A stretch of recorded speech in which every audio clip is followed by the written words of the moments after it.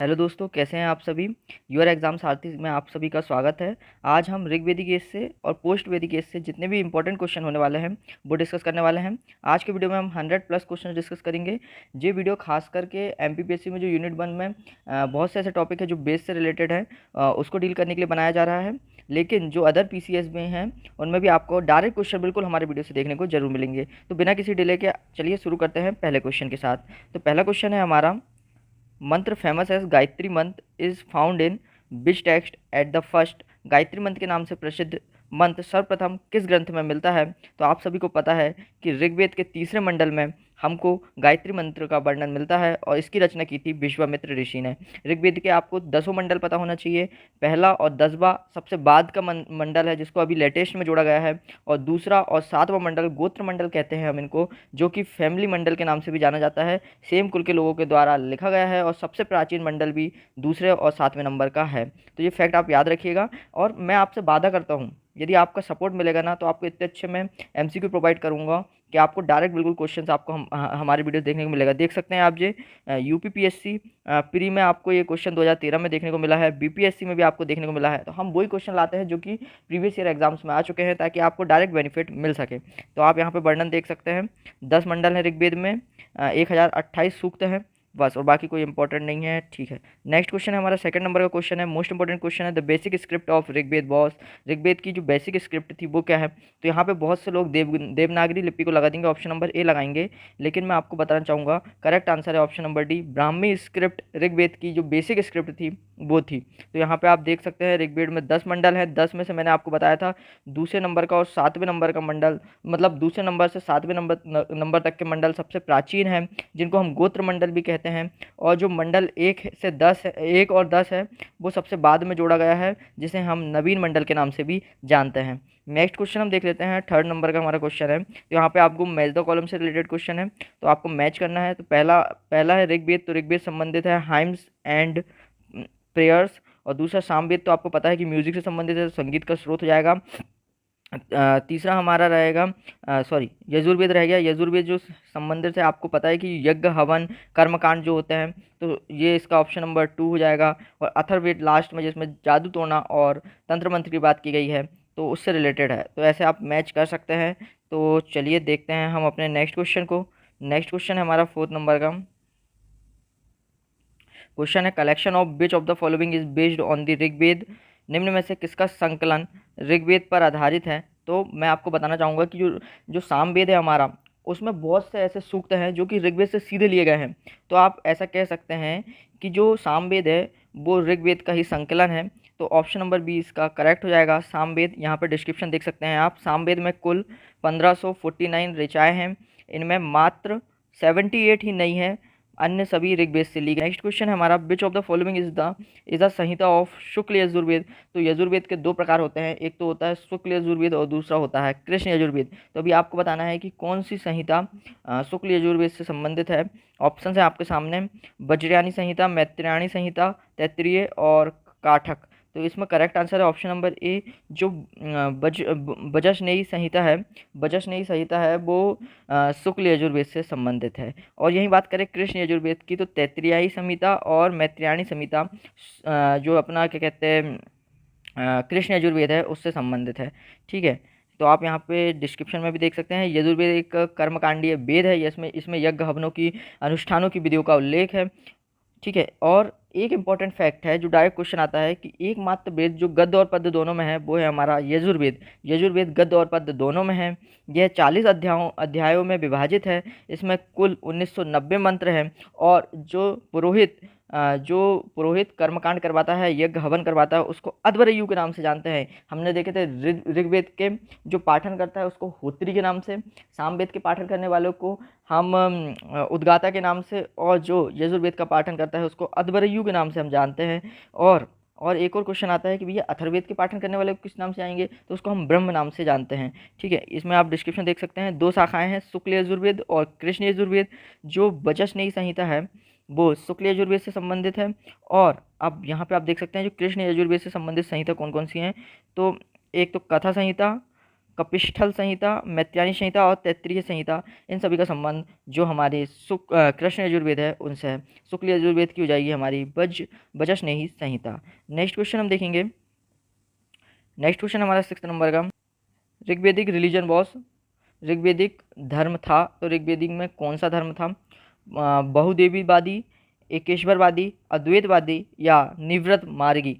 तो आपको बताना है कौन सा धर्म था। देखो भैया, ऋग्वेद में क्या था कि जो आर्यंस थे वो बहुत से देवी देवताओं की पूजा करते थे। इंद्र का वर्णन मिलता है हमको, अग्नि का वर्णन मिलता है, वरुण का वर्णन मिलता है, प्रजापति का लेटर वेदिक में मिलता है, और पुषाण का वर्णन मिलता है। ऐसे बहुत से देवी देवता थे और नेचर वर्शिप भी करते थे। तो यहाँ पे हम बोल सकते हैं कि जो थे वो थे बहुदेवीवादी, मतलब बहुत से देवी देवताओं की पूजा करते थे। ठीक है, तो ये याद रखिएगा आप। यहाँ आप डिस्क्रिप्शन पढ़ सकते हैं, वैसे इसमें कुछ इंपॉर्टेंट है नहीं, मैंने आपको सब चीज़ बता चुका हूँ। ठीक है, 7 नंबर का क्वेश्चन है, मोस्ट इंपॉर्टेंट क्वेश्चन है। ऋग्वेदिक काल में जनता निम्न में से मुख्यतः किस में विश्वास करती थी? मूर्ति पूजन में, एकेश्वरवाद, देवी पूजन में, बलि या कर्मकांड में? तो भैया जो ऋग्वेदिक पीरियड था उसमें जो बलि और कर्मकांड पे सेक्रीफाइस एंड रिचुअल्स किए जाते थे, हवन पूजन की जाती थी, और अग्नि को एक माध्यम माना जाता था भगवान के बीच में और इंसान के बीच में।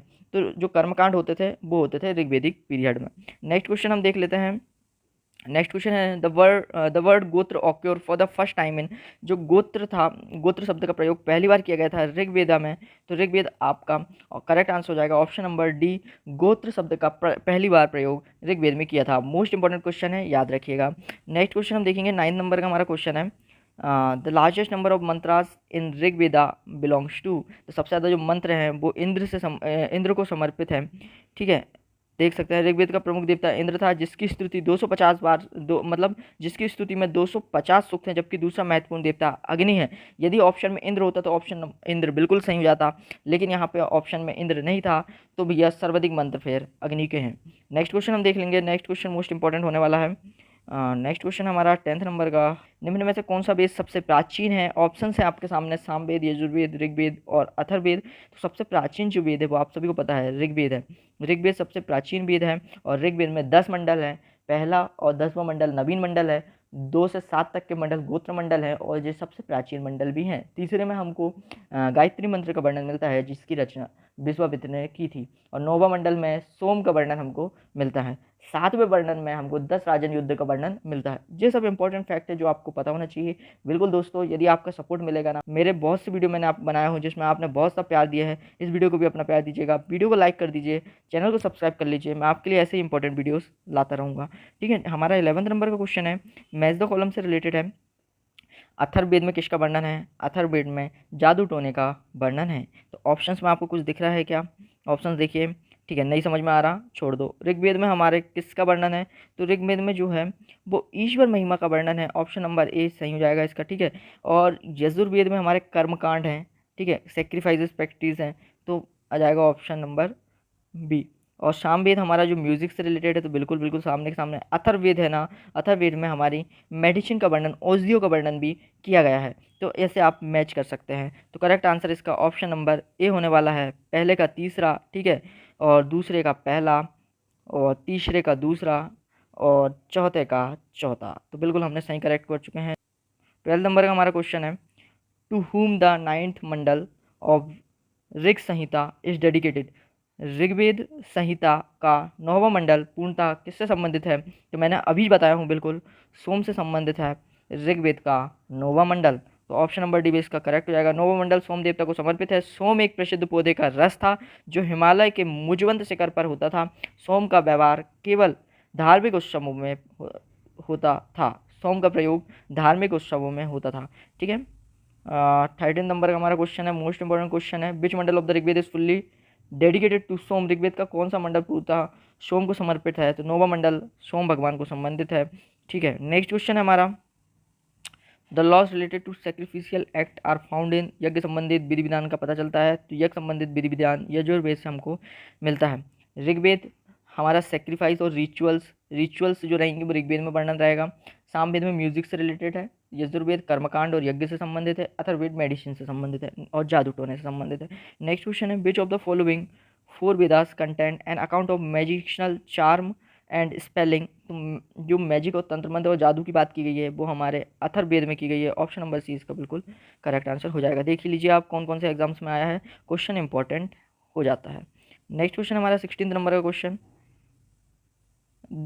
देयर आर वर्सेस इन ऋग्वेद। ऋग्वेद में कितने ऋचाएँ हैं? तो ऋग्वेद में 1028 ऋचाएँ हैं। तो ऑप्शन नंबर ए इसका करेक्ट आंसर है। छत्तीसगढ़ PCS 2010-11 में ये क्वेश्चन आया हुआ है। नेक्स्ट क्वेश्चन हमारा, हु हैज़ कंपोज्ड गायत्री मंत्र। गायत्री मंत्र की रचना विश्वामित्र ने की है। मैं आपको कितनी बार बता चुका हूँ, उत्तराखंड PCS में आया है। बिल्कुल आएगा क्वेश्चन, बिल्कुल डायरेक्ट क्वेश्चन आएंगे, सभी इंपॉर्टेंट क्वेश्चन हम आपके लिए लेके आए हैं।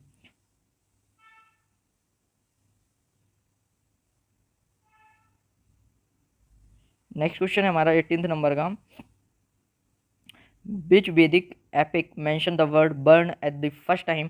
किस वैदिक ग्रंथ में बर्ण शब्द की सर्वप्रथम उल्लेख किया गया है? तो सबसे पहले बर्ण शब्द का प्रयोग हमको ऋग्वेद में देखने को मिलता है। गोत्र शब्द का प्रयोग भी हमको ऋग्वेद में देखने को मिलता है।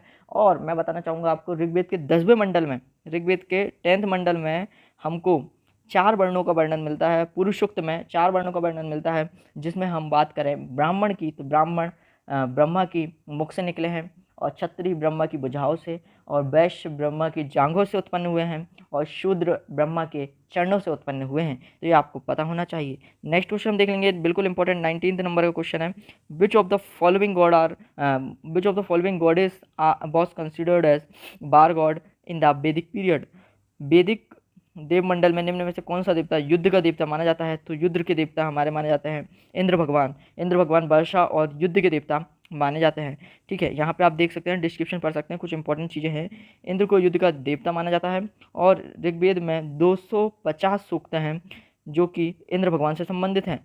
और दूसरा महत्वपूर्ण देवता अग्नि है, जिससे संबंधित 200 सूक्त हमको देखने को मिलते हैं। तो ये आप याद रखिएगा, मोस्ट इंपॉर्टेंट क्वेश्चन था। नेक्स्ट हमारा 20 नंबर का क्वेश्चन।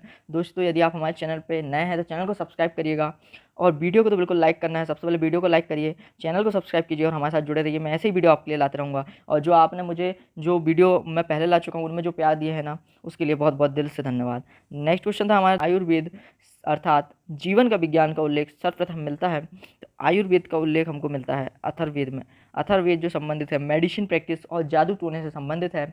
ऋग्वेद रिचुअल से संबंधित है, और सामवेद म्यूजिक से संबंधित है। यजुर्वेद हमारा यज्ञ और कर्मकांड से संबंधित है। मैं आपको इतनी बार इसलिए बता रहा हूँ कि बिल्कुल आपको बिल्कुल याद हो जाए, कि पेपर में बिल्कुल भी कन्फ्यूजन ना हो, और आप बिल्कुल करेक्ट आंसर को टिक करिए। आयुर्वेद ऋग्वेद का उपवेद है। ठीक है, उपवेद भी आप याद रखिएगा, जितने हमारे 4 वेद हैं उनके उपवेद भी है। जैसे कि हम बात करें, ऋग्वेद का उपवेद है आयुर्वेद, और सामवेद का उपवेद है हमारा गांधार वेद, और यजुर्वेद का उपवेद है धनुर्वेद, और अथर्ववेद का उपवेद है हमारा, अथर्ववेद का उपवेद क्या है दोस्तों? शिल्पवेद। अथर्ववेद का उपवेद है हमारा शिल्पवेद। तो ये 4 उपवेद भी आप याद रखिएगा। नेक्स्ट क्वेश्चन है, there is similarity in the Rigveda and the Zend Avesta. Zend Avesta is associated with which region. तो जैन अवेस्ता जो है वो हमको ईरान में हमको एक जैन अवेस्ता नाम का इंस्क्रिप्शन मिला है, जिसमें हमको वर्णन मिलता है 4 वैदिक गॉडों का, जो ऋग्वेद से समानता रखते हैं। तो ये भी इंपॉर्टेंट क्वेश्चन है, बहुत बार ये क्वेश्चन आ चुका है, देख सकते हैं आप।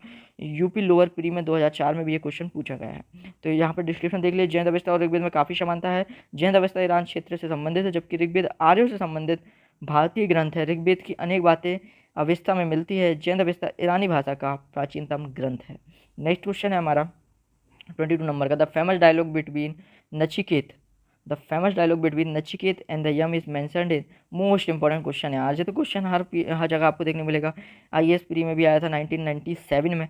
तो मोस्ट इंपॉर्टेंट क्वेश्चन है यार, बहुत बार हर जगह आपको देखने को मिलेगा। आप टेस्ट सीरीज भी देंगे तो बहुत बार ये क्वेश्चन आपको देखने को मिल जाएगा। तो जो कठोपनिषद है ना, कठोपनिषद में आपको यम और नचिकेत के जो बीच में वार्तालाप हुआ था उसका वर्णन मिलता है। नेक्स्ट क्वेश्चन है, बिल्कुल इंपॉर्टेंट क्वेश्चन लाया हूँ मैं आपके सामने। नेक्स्ट क्वेश्चन हमारा देख लेते हैं हम। नेक्स्ट क्वेश्चन हमारा 23 नंबर का। 23 नंबर का क्वेश्चन है, mythological name of Mahanadi was called Nilotpal. Mahanadi का पौराणिक नाम नीलोत्पल बताया गया है। तो महानदी का जो पौराणिक नाम है नीलोत्पल किस ग्रंथ में बताया गया है? तो ऑप्शन नंबर डी, वायु पुराण में। वायु पुराण में महानदी का आपको नीलोत्पल नाम भी देखने को मिल जाएगा। महानदी का उल्लेख महाभारत में भीष्म पर्वण, मार्कंडेय पुराण, वामन पुराण, पद्म पुराण में मिलता है। महानदी को पहले चित्रोत्पला गंगा कहा गया है। वायुपुराण में से नीलोत्पला का, देखो दो नाम हमको महानदी के मिलते हैं। पहला जो महानदी का नाम मिलता है चित्रोत्पला मिलता है, ठीक है, और वायुपुराण में इसको नीलोत्पला के नाम से भी जानते हैं। तो कभी भी क्वेश्चन आएगा तो कंफ्यूज नहीं होना है, दोनों नाम आपको याद रखना है। मोस्ट इम्पोर्टेंट क्वेश्चन है, अभी लेटेस्ट में 2017-18 छत्तीसगढ़ पीसीएस प्री में आया हुआ है, ठीक है। 24वें नंबर का क्वेश्चन है हमारा, from which Upanishad is the word सत्यमेव जयते ड्राइव्ड। सत्यमेव जयते शब्द किस उपनिषद से लिया गया है? तो यह सबको पता भैया, मुंडक उपनिषद से सत्यमेव जयते लिया गया है। मोस्ट इंपोर्टेंट क्वेश्चन देखिए, आप भर भर के पीसीएस में आया हुआ है, एमपीपीएससी में, यूपीपीएससी में, और जो उत्तराखंड पीसीएस है और आईएएस में, भाई मोस्ट इंपोर्टेंट क्वेश्चन है, बिल्कुल आपको पता होना चाहिए। सत्यमेव जयते जो हमारा नेशनल मोटो है वो कि मुंडक उपनिषद से लिया गया है। और यहाँ पे इंपॉर्टेंट फैक्ट है, जो मांडुक्य उपनिषद है ना वो सबसे छोटा उपनिषद है। मुंडका उपनिषद अलग है, मांडुक्य उपनिषद अलग है, ठीक है। कठोपनिषद में आपको यम और नचिकेत के बीच का वर्णन मिलता है, ठीक है, ठीक है, और कुछ इंपॉर्टेंट नहीं है। Which of the following 25 number question है, which of the following Vedic text talks about the salvation, निम्न में से किस एक वैदिक साहित्य में मोक्ष की चर्चा की गई है? तो जो मोक्ष की चर्चा की गई है वो हमारे उपनिषद में की गई है। और उपनिषद का मतलब क्या होता है? जो प्राचीन काल में गुरु के समीप बैठ के जो शिक्षा ली जाती थी उसको हम उपनिषद कहते हैं। जो फिलोसॉफी भारतीय दर्शन के सबसे प्राचीन ग्रंथों में से एक है, ठीक है। तो जो मोक्ष का वर्णन है ना वो सबसे पहले हमको उपनिषद में मिलता है। अभी हमने देखे थे दो क्वेश्चन, जो गोत्र है और वर्ण का वर्णन हमको ऋग्वेद में मिलता है, और जो हमारा मोक्ष है, मोक्ष का वर्णन हमको उपनिषद में मिलता है, ठीक है। 26 नंबर का हम क्वेश्चन देखेंगे, उपनिषद आदि टेक्स्ट ऑन उपनिषद पुस्तकें हैं रिलीजन पे, योगा पे, लॉ पे, फिलोसॉफी पे। तो ऑप्शन नंबर डी इसका सही होगा। जो दर्शन पे पुस्तकें हैं वो उपनिषद कहलाती हैं। तो ऑप्शन नंबर डी इसका बिल्कुल सही ऑप्शन हो जाएगा। 27 नंबर क्वेश्चन है, in which of the following Upanishad there is the early mention about the pessimism. निम्न में से किस एक उपनिषद में पहली बार निराशावाद के तत्व दिखाई देते हैं? तो सबसे जो निराशावाद के तत्व हमको देखने को मिलता है वो देखने को मिलते हैं मैत्रेयणी संहिता में। मैत्रेयणी संहिता में हमको निराशावाद के तत्व देखने को मिलते हैं। आप देख सकते हैं डिस्क्रिप्शन में, मैत्रेयणी उपनिषद में त्रिमूर्ति के उल्लेख के अतिरिक्त पहली बार निराशावाद के तत्व भी दिखाई देते हैं, ठीक है। और इसमें इंपॉर्टेंट क्या है, हाँ, एक जो जवालो उपनिषद में हमको 4 आश्रमों का वर्णन मिलता है, जो मोस्ट इंपॉर्टेंट है। ऐसा डायरेक्ट क्वेश्चन आ सकता है कि हमको किस उपनिषद में 4 आश्रम जो हमारे होते हैं, 4 आश्रम पता है ना दोस्तों, ब्रह्मचर्य, गृहस्थ, वानप्रस्थ और संन्यास, 4 हमारे आश्रम होते हैं, ठीक है। उसका वर्णन हमको जवालो उपनिषद में सबसे पहले देखने को मिला था। 28 नंबर का क्वेश्चन है, in which Upanishad Yama Nachiket dialogue अभी हमने देख लिया भैया, कठोपनिषद में इसका वर्णन है। ऑप्शन नंबर सी बिल्कुल सही हो जाएगा। बिल्कुल टाइम वेस्ट नहीं करना है, बिल्कुल फास्ट हम चलेंगे, बिल्कुल फैक्ट के साथ चलेंगे, नई नई चीज़ें आपको देखने को मिल जाएगी। In which of the following epic there is a first mention Devaki son Krishna. Krishna का भाई सबसे पहले कृष्ण में वर्णन मिलता है। तो भैया क्या यार बच्चों वाला क्वेश्चन है, लेकिन यहाँ पे गलत हो जाएगा, सब महाभारत लगा देंगे, लेकिन यहाँ पे गलत हो जाएगा आपका। ऑप्शन नंबर बी, छंदोग्य उपनिषद में हमको पहली बार कृष्ण का वर्णन मिलता है। डिस्क्रिप्शन से आपको और क्लियर हो जाएगा।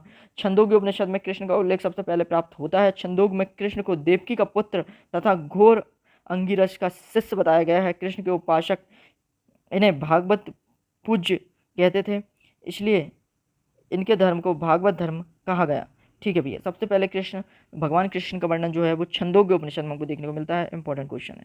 नेक्स्ट क्वेश्चन है 30 नंबर का, the legend of Satyakama Jabala which challenge the stigma of being an unmarried mother is mention in. Satyakama Jabali की कथा जो अविवाहित माँ होने के लांछन को चुनौती देती है का उल्लेख। अरे जी क्वेश्चन यार, जी क्वेश्चन ना बहुत बार पूछा गया। देखिए आप राजस्थान पीसीएस में आया था 2016 में। इंपॉर्टेंट क्वेश्चन ऐसे कथन से आ सकते हैं भाई, कोई कथन है तो उससे क्वेश्चन आ जाएंगे। तो ऑप्शन है इसका छंदोग्य उपनिषद। छंदोग्य उपनिषद में वर्णन है जो सत्यकाम जवाली की कथा है जो अविवाहित माँ होने के लांछन को चुनौती देती है, उसका वर्णन छंदोग्य उपनिषद में है। ऑप्शन नंबर इसका बिल्कुल करेक्ट आंसर हो जाएगा। देखो दोस्तों, यदि 2-3 बार आप मेरे वीडियो को देख लेंगे ना तो आपको समझ में आ जाएगा कि भाई इस वीडियो की इंपॉर्टेंस क्या है। यहाँ क्वेश्चन जो लाए गए हैं ना बिल्कुल भाई छपने वाले क्वेश्चन है, पेपर में आपको बिल्कुल देखने को मिलेंगे। द नंबर ऑफ पुराण, कितने पुराण हैं? तो 18 पुराण हैं। 16 संस्कार होते हैं और 18 पुराण हैं हमारे, ठीक।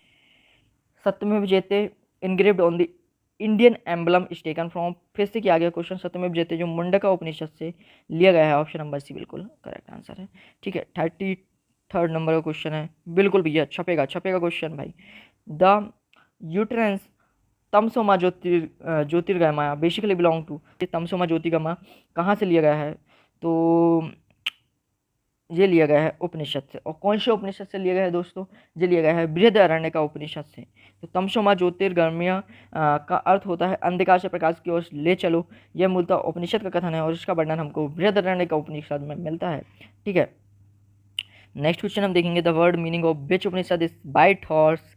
ये अभी छत्तीसगढ़ पीसीएस में आया था शायद, हाँ छत्तीसगढ़ पीसीएस में आया था 2017 में।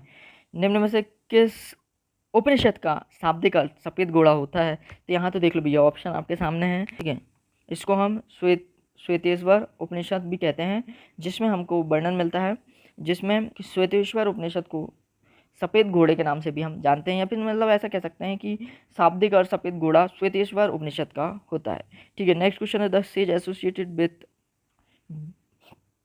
विधाता Madhava mention in the Shatapatha Brahmana boss. Shatapatha Brahmana में उल्लेखित राजा विधे माधव से संबंधित ऋषि थे। तो ऑप्शन नंबर डी हो जाएगा, ऋषि गौतम राहु कर्ण जी हमारे राजा विधे माधव से संबंधित थे। शतपथ ब्राह्मण में इसका वर्णन हमको मिलता है। ठीक है, वैदिक आर्यों की पूर्ण और भौगोलिक विस्तार की कथा शतपथ ब्राह्मण में उल्लेखित है, जिसके अनुसार विधे माधव अपने पुरोहित गौतम राहुगण के साथ सदा नीरा गंडक के तट तक गया था। ठीक है, the epic which mention about the Purushamedha. किस ग्रंथ में पुरुषमेध उल्लेख हुआ है? तो पुरुषमेध का उल्लेख हमारे हुआ गया है।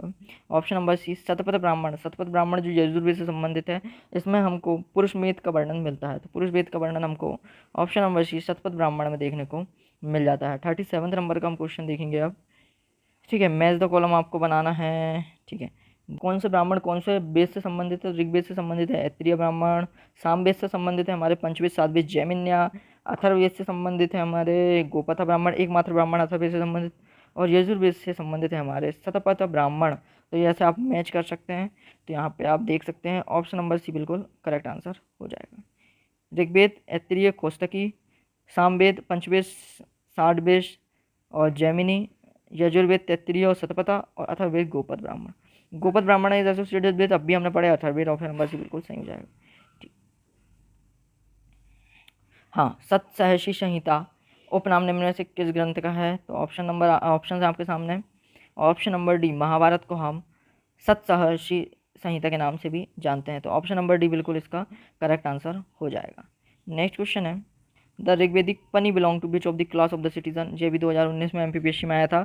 पनी, बच्चे बहुत कंफ्यूज हो गए थे भाई, जो व्यापारियों का समूह को कहते थे ट्रेडर्स। ऑप्शन नंबर डी इसका सही हो जाएगा। विच of the following river is called नदी तमा माते तमा। भैया ऋग्वेद में नदी तमा माते तमा, और जो पायस नदी है, मोस्ट पवित्र नदी थी ना, वो हमारी थी सरस्वती। और सरस्वती को ही नदी तमा के नाम से जानते थे। और रवि को हम जानते थे, रवि नदी को हम पारुष्णी के नाम से जानते थे। ब्यास को किस नाम से जानते थे दोस्तों? जल्दी बता दीजिए कमेंट बॉक्स में। थे। ठीक है, तो ऋग्वेद में हमको ये नदियों का वर्णन मिलता है। नेक्स्ट क्वेश्चन हम देख लेंगे। 42 नंबर का क्वेश्चन है हमारा। ऋग्वेदिक काल में अधिकारी एक बड़ी चारागाह पर नियंत्रण रखता था, उसको किस नाम से जानते थे? तो उसको हम नाम से जानते थे वज्रपति। वज्रपति एक ऐसा ऑफिसर था जो बहुत बड़ा चारागार भूमि थी, उस पर जो अधिपत्य रखता था और उसको जो मेंटेन करता था, उसको हम वज्रपति के नाम से जानते थे। ऑप्शन नंबर बी बिल्कुल करेक्ट हो जाएगा। इंपॉर्टेंट क्वेश्चन है। नेक्स्ट क्वेश्चन देख लेते हैं हम। नेक्स्ट क्वेश्चन है हमारा, व्हाट इज द वैदिक नेम ऑफ द ऋग्वेदिक। रवि का नाम हम था पारुष्णी। ऑप्शन नंबर ए बिल्कुल करेक्ट हो जाएगा। और रवि नदी के तट में 10 राजन युद्ध हुआ था, battle of the 10 Kings on the bank of Ravi river, और इसका वर्णन हमको ऋग्वेद के 7वें मंडल से मिलता है। जी भी आप याद रखिएगा। हाँ, नेक्स्ट क्वेश्चन देख लेते हैं हम। 44 नंबर क्वेश्चन है, the religion of the early वैदिक आर्यन वॉज। अर्ली वैदिक जो आर्यंस थे उनका रिलीजन क्या था? तो मैंने आपको बताया था कि वो प्रकृति पूजा करते थे और बहुत से देवी देवताओं की पूजा करते थे। यहाँ पे थोड़ी गलती हो गई है। ठीक है, worship of the nature and the यज्ञ। ठीक है, यज्ञ करते थे और देवी देवताओं की पूजा करते थे यज्ञ के माध्यम से। तो ऑप्शन नंबर सी बिल्कुल सही हो जाएगा। नेक्स्ट क्वेश्चन हमारा 45 नंबर का, अविस्ता और ऋग्वेद में समानता है। अविस्ता किस क्षेत्र से संबंधित है? तो अविस्ता ईरान का एक ग्रंथ है और इसमें बहुत सी समानता ऋग्वेद से मिलती है। नेक्स्ट क्वेश्चन है, सभा during the Rigvedic period. Rigvedic period में कुछ ऐसी असेंबलीज थी, जैसे कि सभा है, समिति है, बिदत है। और सभा समिति बिदत में एक क्वेश्चन आता है कि सबसे जो ओल्डेस्ट असेंबली कौन सी? तो वो है बिदत जो थी वो सबसे ओल्डेस्ट थी। सभा क्या होती थी? तो सभा आपको बताना है। तो सभा में जो होती थी वो थी council of minister, council of मंत्री परिषद होती थी। सभा में बेसिकली जो बहुत ही एलाइट क्लास रहती थी, उनके कुछ सदस्य मिलकर सभा बनाते थे और वो राजा को सलाह परामर्श देते थे। तो ऑप्शन नंबर सी बिल्कुल सही हो जाएगा। नेक्स्ट क्वेश्चन है popular governance system during the Vedic period was. तो वैदिक पीरियड में जो शासन प्रणाली होती थी वो क्या होती थी, तो वो होती थी हमारी वंश परंपरागत राजतंत्र, हेरिडेटरी किंगशिप हुआ करती थी। ऑप्शन नंबर डी बिल्कुल सही हो जाएगा। 48 नंबर का क्वेश्चन देखेंगे, where is the word stupa first time okay हो, तो हमको पहली बार स्तूपा शब्द का प्रयोग ऋग्वेद में मिलता है, तो ऑप्शन नंबर ए बिल्कुल सही हो जाएगा। ठीक है, पुरुष सूक्त रिलेटेड टू वर्ण सिस्टम, इसका वर्णन ऋग्वेद में है। ऋग्वेद का 10वां मंडल जो है पुरुष सूक्त से संबंधित है। ऑप्शन नंबर बिल्कुल सी सही हो जाएगा। वर्ण व्यवस्था में 10 मंडल है जिसमें 4 वर्णों का हमको वर्णन मिल जाता है। 50 नंबर क्वेश्चन है, इन विच वैदिक एपिक द वर्ड वर्ण। अब भी हमने बात की है ऋग्वेद में भाई वर्ण का शब्द हमको मिलता है, 4 वर्णों की बात की गई है। अब हम देख लेते हैं, हमारा 51 नंबर क्वेश्चन है, the word yava referred in Rigveda. Rigveda में यव शब्द का प्रयोग हुआ है। यव किस कृषि पदार्थ को कहते हैं, तो यव यानी होती है जो को हम यव कहते हैं, और ब्रीही अक्षत और तांदुल हम चावल को कहते हैं, और गोधूम गेहूं को कहते हैं। ये 3 चीज़ें आप याद रखिएगा। ठीक है, यहाँ पे आप देख सकते हैं, ब्रीही धान को कहते हैं या चावल को कहते हैं, यव जौ को कहते हैं, माड़ उड़द को कहते हैं, मुदंग मूंग को कहते हैं, गोधूम गेहूं को कहते हैं। मसूर आदि अनाजों का वर्णन ऋग्वेद में हमको मिलता है। नेक्स्ट क्वेश्चन देख लेते हैं हम। 52 नंबर क्वेश्चन है, निम्न में से किस नदी को ऋग्वेद में माते तमा देवी तमा नदी तमा कहा है। जब एक बार आ चुका है जो क्वेश्चन। ठीक है, सरस्वती नदी सबसे पवित्र नदी है ऋग्वेदिक काल की। इसको ही हम नदी तमा, देवी तमा या माते तमा के नाम से जानते हैं। अब मैं बात करूँ, देखो 3 क्वेश्चन आते हैं। सबसे पवित्र नदी सरस्वती, ठीक है, और सबसे ज़्यादा वर्णन किस नदी का है ऋग्वेद में, तो हमारी वो है सिंधु नदी का सबसे ज़्यादा वर्णन है। ठीक है, गंगा नदी का कितनी बार वर्णन है, गंगा नदी का 1 बार वर्णन है। यमुना नदी का कितनी बार वर्णन है, यमुना नदी का 3 बार वर्णन है। भाई याद रखना है यार, बार बार पढ़ने से नहीं, ये सब चीज़ें आपको याद हो जाएंगी। The famous battle of 10 Kings, ये रावी नदी के तट पे हुआ था। पारुष्णी नदी के तट पे 10 राजाओं का युद्ध हुआ था, और इसका वर्णन हमको 7वें मंडल में मिलता है। भाई मैं ऐसा बता रहा हूँ ना आपको बार बार, इसका मतलब है कि ये इंपॉर्टेंट है भैया, क्वेश्चन सीधे एग्जाम्स में मिलेंगे आपको। ठीक है, ये देखो 7वें मंडल में आपको वर्णन मिलेगा 10 राजा युद्ध। Nishak during the ancient India stand for, जो निशक शब्द है जो पहले की सोने के सिक्कों के लिए प्रयोग होता था, बाद में इसे स्वर्ण आभूषण के लिए भी प्रयोग में लाया गया। नेक्स्ट क्वेश्चन हमारा 55 नंबर का। दोस्तों वीडियो को लाइक जरूर करिएगा और चैनल को सब्सक्राइब बिल्कुल करिएगा। The term nishak which mean the ornament in the Vedic period was used in the later time to denote which. देखो जो निशक शब्द का प्रयोग पहले आभूषण के लिए होता था, बाद में इसको प्रयोग किया गया। अभी इसको पहले बाद में सिक्कों के लिए भी प्रयोग किया गया था इस वर्ड को। नेक्स्ट क्वेश्चन है हमारा, विच ऑफ द फॉलोइंग, कौन सी वो ब्रह्मवादिनी थी जिसने कुछ वेदों की रचना की। देख ब्रह्मवादिनी वो होती थी, वो महिलाएं होती थी जो वेदों की कुछ ऋचाओं की रचना करती थी, हम वेदों में जो मंत्र होते थे उनकी रचना करती थी। तो जो लोप मुद्रा है ना, वो एक ब्रह्मवादिनी थी। ऋग्वेदिक समाज में स्त्रियों की स्थिति अच्छी थी। ऋग्वेदिक समाज में स्त्रियों की स्थिति अच्छी थी, लेकिन जो लेटर वैदिक था ना, उसमें स्त्रियों की स्थिति बिगड़ती गई थी। ठीक है, उन्हें शिक्षा, उपनयन तथा वेद अध्ययन का और यज्ञ में भाग लेने का अधिकार होता था। लोभ मुद्रा विश्ववारा और जो अपाला थी ना, वो विदुषी थी, और इनको हम ब्रह्मवादिनी के नाम से भी जानते थे। नेक्स्ट क्वेश्चन है, the most mentioned river in the early वैदिक लिटरेचर वॉज। सबसे जो अर्ली वैदिक लिटरेचर थे उसमें सबसे ज़्यादा वर्णन किस नदी का हुआ है, तो मैंने आपको बताया था सिंधु नदी का सबसे ज़्यादा बार वर्णन हुआ है। नेक्स्ट क्वेश्चन है, इन किस वेद में सभा और समिति को प्रजापति की 2 पुत्रियां बताई गई। मोस्ट इंपॉर्टेंट, देखो छपा हुआ बहुत सारी पीसीएस यूपीपीएससी में आया है, मेंस में। प्रजापति की 2 पुत्रियां सभा और समिति को बताई गई हैं, इसका वर्णन हमको अथर्ववेद में देखने को मिलता है। मोस्ट इंपॉर्टेंट क्वेश्चन, बिल्कुल लिख लो भाई, अपने नोट्स में छाप लो। नेक्स्ट क्वेश्चन देखेंगे हम, हमारा 59 नंबर का क्वेश्चन है, ऋग्वेदिक काल के प्रारंभ में निम्न में से किसे महत्वपूर्ण मूल्यवान संपत्ति समझा जाता था। देखो ऋग्वेद के मतलब अर्ली वैदिक एज में ना, जो हमारी काऊ थी, मतलब ऐसा होता था कि जिसके पास ज़्यादा मवेशी रहते थे, काऊ रहती थी, तो गाय रहती थी, उसको बहुत संपन्न व्यक्ति माना जाता। लेकिन लेटर वैदिक में क्या हुआ, लेटर वैदिक में जो ज़मीन थी ना, ज़मीन की इंपॉर्टेंस बढ़ती गई, जिसके पास ज़्यादा साम्राज्य वो ज़्यादा अमीर। तो भाई ऐसा था, तो यहाँ पर जाएगा, गाय को अगन्य के नाम से भी जानते थे, ये भी आप याद रखिएगा। विच एनिमल वॉज कॉल्ड अगन्य, भाई सीधे क्वेश्चन आ रहा है, मैं जो बता रहा हूँ ना आपको भाई, अगन्य वो थी काऊ को हम अगन्य नाम से भी जानते थे।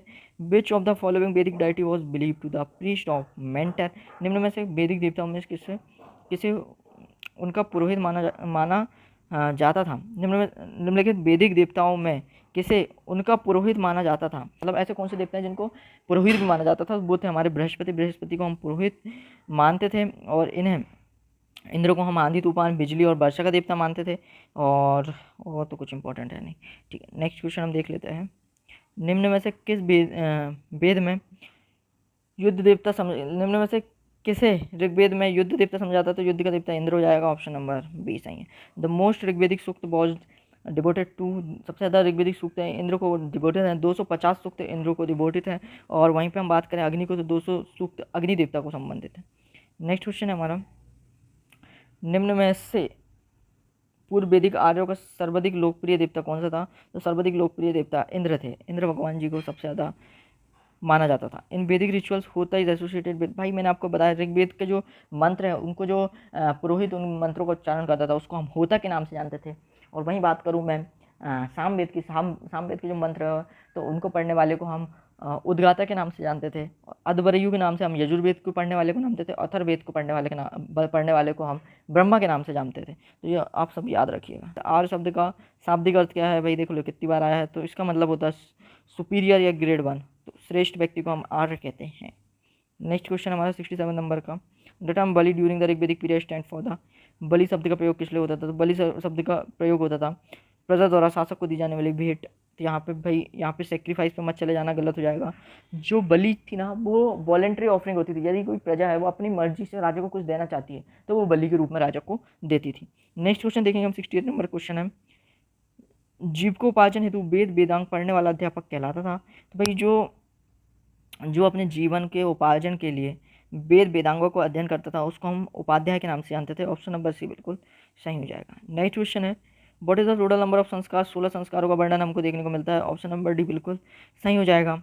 और 16 संस्कार से रिलेटेड एमसीक्यू आप चाहते हैं तो कमेंट में बताइएगा, ठीक है। नेक्स्ट क्वेश्चन देख लेंगे, the Eklavya was the self proclaim disciple of which mentor? तो भाई 70 नंबर का क्वेश्चन तक हम पहुंच चुके हैं। यदि आप अभी तक वीडियो में बने हुए हैं तो भैया एक लाइक मेरी मेहनत के लिए करिएगा और चैनल को सब्सक्राइब जरूर कीजिएगा और कमेंट में अपने बताइएगा कि आपको वीडियो कैसा लगा है। एकलव्य किस गुरु का स्वघोषित शिष्य था? तो भाई 1996 में। इसका आंसर तो भाई सबको पता होना चाहिए। इसमें ऑप्शन है आपके सामने, भीष्म, परशुराम, बलराम, द्रोणाचार्य। तो भाई आप देख चुके हैं, ऑप्शन नंबर डी द्रोणाचार्य बिल्कुल सही हो जाएगा इसका आंसर। नेक्स्ट क्वेश्चन है, प्राचीन भारतीय समाज के प्रसंग में निम्नलिखित शब्दों में से कौन सा शब्द शेष तीनों के वर्ग का नहीं है? तो मतलब इनमें आपको बताना है ऑड कौन सा है, ऑड वन आउट आपको छांटना है, ठीक है। तो कुल भाई, कुल भी, वंश भी, गोत्र सब एक सा होता है, कोष अलग है, तो कोष नंबर ऑप्शन नंबर सी बिल्कुल सही हो जाएगा। निम्न में से कौन सी प्रथा चतुष्टय वेदोत्तर काल में प्रचलित हुई? तो कौन सी प्रथा जो है चतुष्टय वेदोत्तर काल में प्रचलित हुई? तो ऑप्शन नंबर सी है ब्रह्मचर्य, गृहस्थ, वानप्रस्थ और संन्यास। जे ऑप्शन नंबर बिल्कुल सी बिल्कुल सही हो जाएगा। नेक्स्ट क्वेश्चन है, निम्न में से किसने ऋग्वेद में वर्णित 10 राजन युद्ध में भाग नहीं लिया था? तो ऑप्शन नंबर डी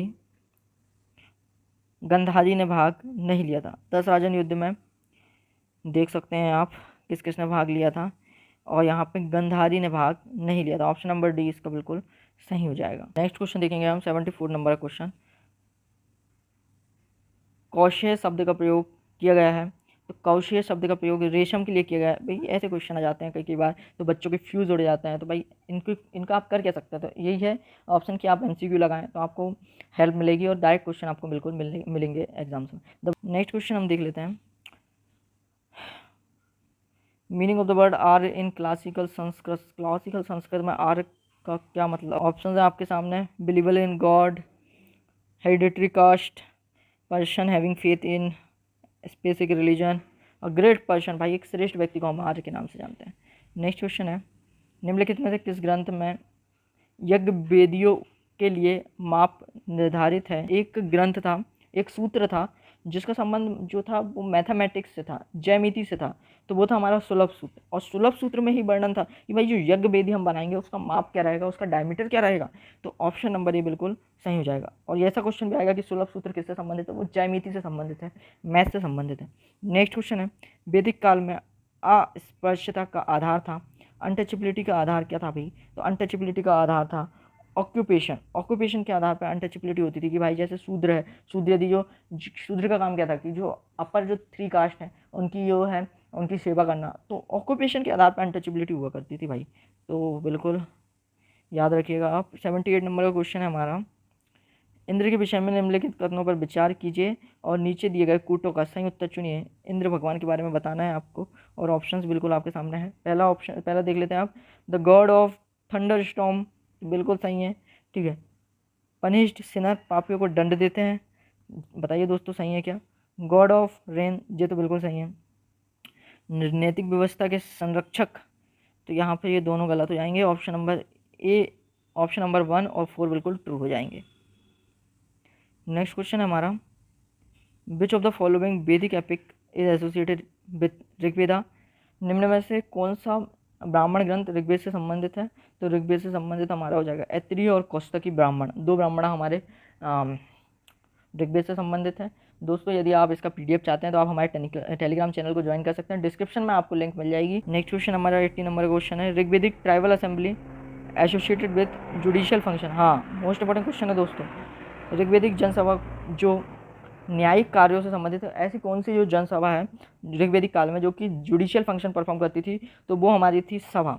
सभा जो थी वो जुडिशियल फंक्शन करती थी, न्यायिक कार्य करती थी। तो ऑप्शन नंबर है इसका बिल्कुल सही हो जाएगा। यहाँ पे आप ऑप्शन देखते हैं, सभा का प्रमुख कार्य न्यायिक कार्यों से संबंधित था। यह श्रेष्ठ और अभिजात लोगों की संस्था थी। इसमें सदस्य श्रेष्ठ जन होते थे जिन्हें सूजन कहा जाता था, और सभा द्वारा लिया गया निर्णय अनुलंघनीय होता था, इसका उल्लंघन नहीं किया जा सकता था।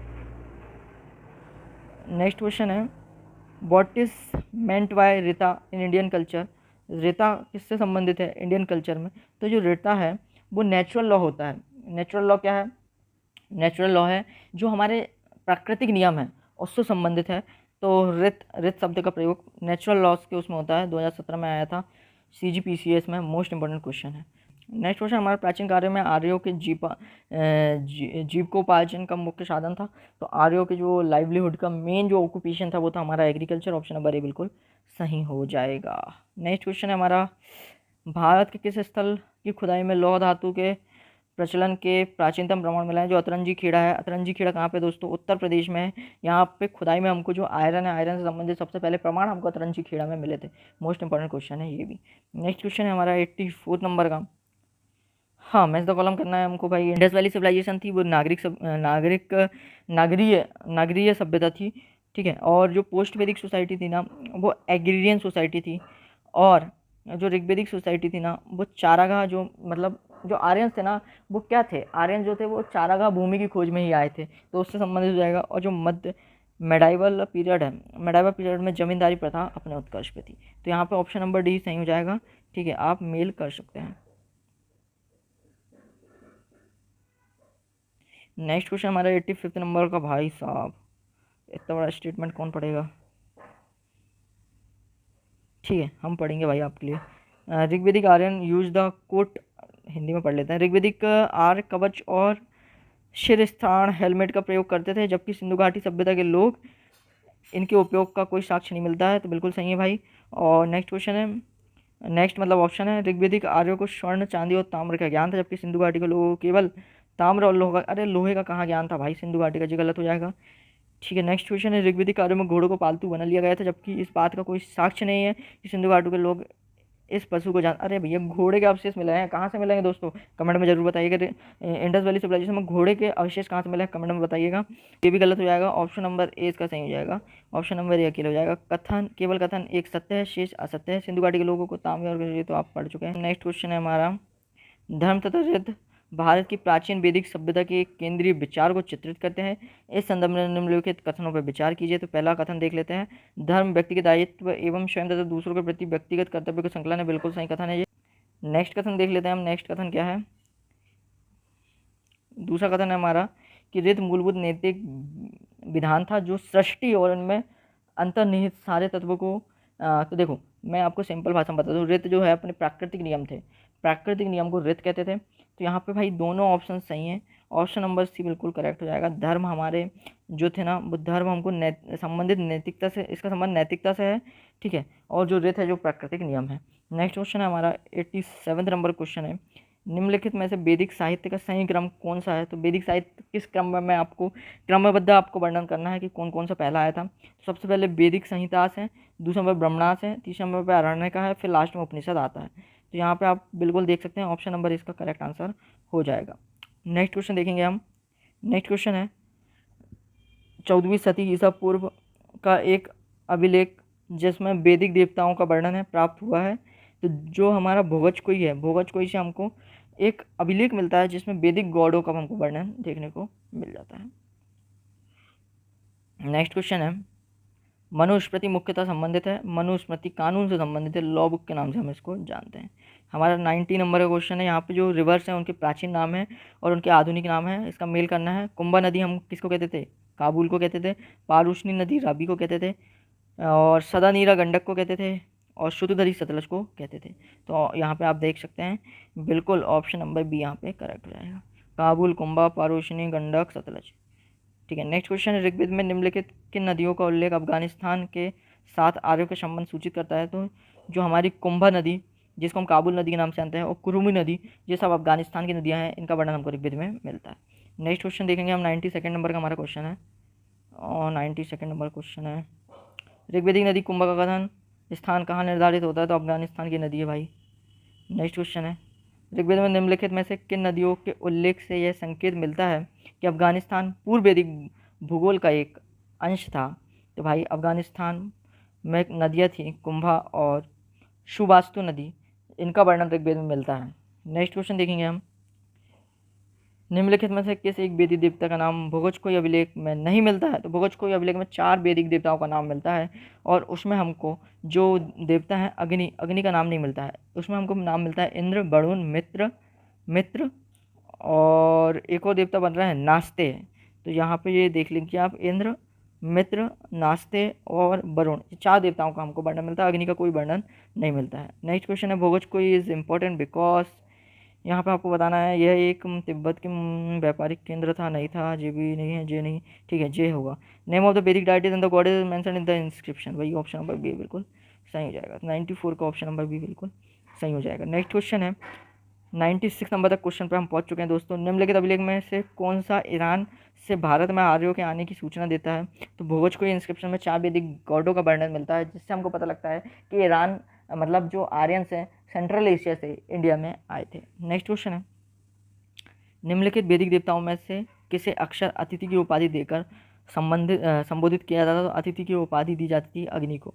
ठीक है, ऑप्शन नंबर सी बिल्कुल सही हो जाएगा। नेक्स्ट क्वेश्चन है, किस ऋषि के बारे में कहा जाता है कि उन्होंने दक्षिण भारत का आर्यकरण किया था, उन्हें आर्य बनाया? जो दक्षिण भारत के लोग थे उनका आर्यकरण किया था, उनको आर्य बनाया था, तो वो था अगस्त ऋषि। तो ऑप्शन नंबर 20 का बिल्कुल करेक्ट हो जाएगा। इंपॉर्टेंट क्वेश्चन है, जो अगस्त ऋषि थे उन्होंने दक्षिण भारत लोगों का आर्यकरण किया था। नेक्स्ट क्वेश्चन है, during which period untouchability existed clearly? अछूत की अवधारणा स्पष्ट रूप से दिखाई किस काल में हमको देती थी? ऑप्शन है आपके सामने, ऋग्वेदिक, पोस्ट वैदिक, पोस्ट गुप्ता और धर्मशास्त्र। तो धर्मशास्त्र के समय हमको जो अछूत वर्ण है उनकी जो उनके प्रति जो हमको अस्पष्टता जो की जाती थी, अनटचेबिलिटी की जाती है, उसका सीधा वर्णन हमको मिलता है। नेक्स्ट क्वेश्चन है, which of the following is the ancient among the musical instrument? सबसे पुराना कौन सा है? तो बीड़ा मोस्ट जो अपना प्राचीन है, एंशिएंट है, वो एंशिएंट वाद्य यंत्र है। नेक्स्ट क्वेश्चन है, उपनिषद काल के राजा अश्वपति शासक थे, तो अश्वपति कैकई के शासक हुआ करते थे। इंपॉर्टेंट क्वेश्चन है ये भी। नेक्स्ट क्वेश्चन है, उस जनजाति का नाम बताइए जो ऋग्वेदिक आर्यों के पंचजन से संबंधित। हाँ, ऋग्वेदिक आर्यों में पंचजन, मुझको 5 जनजातियां हैं, उनका वर्णन हमको मिलता है, जिनको हम पंचजन के नाम से जानते हैं ये। ठीक है, तो पंचजन में हमको पुरु का वर्णन मिलता है, यदु का वर्णन मिलता है, तुर्वाशा का वर्णन मिलता है, जी कीकट का वर्णन कुछ हमको मिलता नहीं है। 5 आप देख सकते हैं, अनु, पुरु, तुर्वाशा, यदु और दुरैया, इन 5 पंचजन जिनको कहा जाता है उनका वर्णन हमको ऋग्वेद में मिलता है। 103 नंबर हमारा है क्वेश्चन, सर्ग, प्रतिसर्ग, वंश, मनवंतर, वांशुनुचरित संकेतक हैं। तो ये सब संकेतक हैं पुराणों के संकेतक हैं ये सभी। तो ये भी इंपॉर्टेंट क्वेश्चन है। नेक्स्ट क्वेश्चन देख लेते हैं हम। नेक्स्ट क्वेश्चन है, निम्न में से किसे भारत का प्रथम विधि निर्माता माना गया है? तो मनु को भारत का विधि निर्माता माना गया है, और इसी ने मनु स्मृति की रचना की थी। नेक्स्ट क्वेश्चन फिर से की रिपीटेड क्वेश्चन है, battle of ten kings on the bank of river Ravi, जिसको हम पारूशनी नाम से भी जानते थे। नेक्स्ट क्वेश्चन है, हाँ 106 नंबर का क्वेश्चन है। हाँ, विच ऑफ द फॉलोइंग, ठीक है, उत्तर वैदिक काल में निम्न में से किसको आर्य संस्कृति का धुर समझा जाता था? तो आर्य संस्कृति का धुर कुरु और पांचाल को समझा जाता था। ऑप्शन नंबर सी बिल्कुल सही करेक्ट आंसर हो जाए। नेक्स्ट क्वेश्चन रहेगा हमारा 107 नंबर का, निम्न में से कौन सा एक पदाधिकारी उत्तर वैदिक काल में रत्नियों की सूची में शामिल नहीं था? तो कौन सा जो रतन हुआ करते थे उनमें शामिल नहीं था?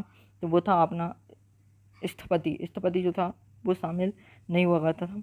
4 रत्नों का नाम इस प्रकार है, पुरोहित, सेनापति, जो राजा के रत्न होते थे ना, उनकी बात हो रही है। ठीक है, आप पढ़ सकते हैं यहाँ पे। नेक्स्ट क्वेश्चन है, 4 पुरुषार्थ का सही क्रम है। ये अच्छा, सबसे पहला पुरुषार्थ कौन सा होता है? धर्म, अर्थ, काम, मोक्ष। तो ऑप्शन नंबर बी बिल्कुल सही हो जाएगा। धर्म, अर्थ, काम, मोक्ष, ये बिल्कुल सही क्रम है पुरुषार्थों का। हाँ, तो दोस्तों बिल्कुल फाइनली हम 108 MCQ बिल्कुल कर चुके हैं। तो आपको वीडियो कैसा लगा है कमेंट में बताइएगा। टेलीग्राम चैनल को ज्वाइन करिएगा, वीडियो को बिल्कुल लाइक करिएगा और चैनल को सब्सक्राइब कीजिएगा। तो मिलेंगे नेक्स्ट वीडियो में ऐसे ही इंपॉर्टेंट MCQs के लिए। सब्सक्राइब कीजिए योर एग्जाम सारथी को।